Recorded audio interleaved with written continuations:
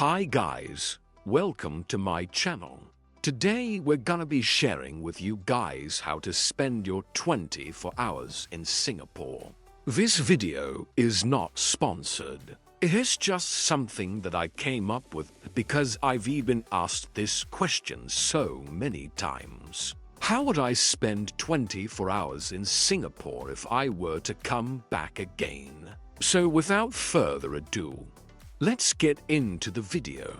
The first thing that I would do when I land in Singapore is to take a Grab or a taxi from the airport to my hotel. But before that, of course, if you are coming from a country that requires you to have a visa, make sure you have applied for it. And if you are coming from a country that does not require a visa, just go ahead and apply for your e-visa on their website. Once you land, I would suggest that you head straight to your hotel to check in and drop off your bags, if your hotel allows it. Otherwise, you can also keep your bags at the airport. I would recommend that you stay in the area of Bugis because it is really close to the MRT station.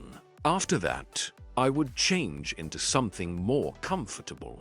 Now, since you only have 24 hours in Singapore, I would highly recommend getting a Singapore tourist pass. You can get it from the airport or you can get it from the MRT station. There are actually quite a lot of benefits of getting this pass, and you can travel anywhere on the MRT, the buses, and even the taxis. All you need to do is just top up your card. The minimum amount of time that you can get this card is 1 day. You can also get a 3-day pass or a 7-day pass if you want. So I would recommend that you get the 1-day pass. Make sure you remember to bring your EZ-Link card along because you can actually use it after your tourist pass has expired. Now, the first place that I would go to would be Gardens by the Bay. You can either take the MRT down or you can take a bus. But if you take the MRT, I would recommend taking the downtown line all the way down to the last stop and then transfer to the Circle line towards Harbourfront, a lighted bayfront, and then you can see Gardens by the Bay right in front of you. Gardens by the Bay is free for most of the park. However, there are some attractions that you need to pay for. For example, the Super Tree Observatory. I would recommend going up because the view is really nice, especially at night. There are actually 2 ways to go up. One is by walking, which costs $5, and the other is by taking the elevator, which costs $8.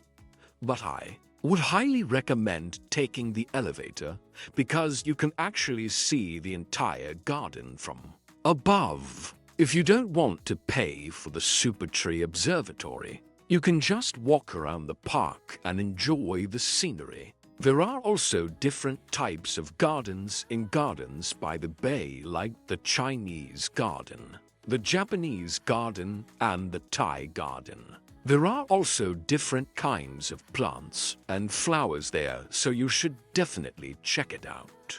Next, I would head over to Marina Bar Sands. To get there, you can take the MRT from Bayfront to Promenade.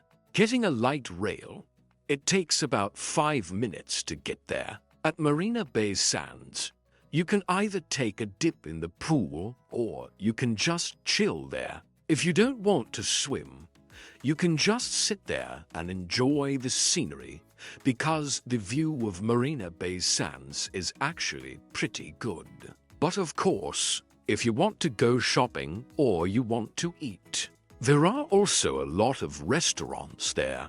If you want to go shopping, you can go to the basement where there are a lot of shops, and if you want to go dining, you can go to the 3rd floor. Next, I would head over to Jewel Osgood. To get there, you can take the MRT from Promenade to Expo. From there, it will take approximately 5 minutes to get to Jewel Osgood. I would recommend going to Jewel Osgood because it's really huge. There are a lot of shops and restaurants in Jewel Osgood, and it's not just a mall. It's actually a terminal for planes. So it's a really unique experience. I would recommend going to the 3rd floor to have a look at the planes coming in and landing. There are actually a lot of Instagram-worthy places in Jewel Osgood, so make sure you bring your camera along.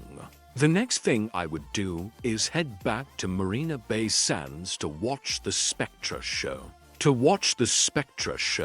It's actually free, but I would recommend getting there earlier to find a good spot. The show is actually really cool because it uses water, light, and music to tell a story. You should definitely check it out. Next, I would head over to Clark Quay. To get there, you can take the MRT from Promenade to Clark Quay. From there, it's just a 2-minute walk to get to Clark Quay. At Clark Quay, there are a lot of bars and restaurants, so it's a great place to chill with friends. You can also go on a river cruise if you want. At night, Clark Quay is actually really beautiful because all the lights are reflected in the water. It's a very pretty sight to behold. If you want to take a bumboat, you can also do that at Clark Quay. I would recommend doing that because the bumboats are decorated with lights,